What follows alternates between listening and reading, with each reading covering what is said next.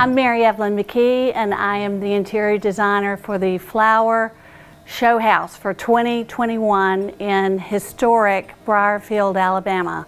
Let me show you around.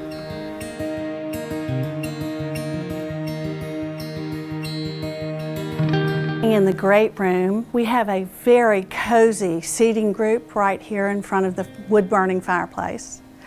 This is a hickory chair swivel covered in a beautiful Nina Campbell Beatrice fabric. This is also a hickory chair upholstered leather piece with Carol leather. The living room sofa is from the Suzanne Kassler collection. It's called the Lorraine. Extremely comfortable with this tufted bench seat. The ottoman is also hickory chair. It's a made-to-measure ottoman covered in a beautiful cravat fabric called Leal. The reading lights flanking the Lorraine sofa are by Curry & Company, and the bookcase light up above, the Old No is the name of it, also by Curry & Company.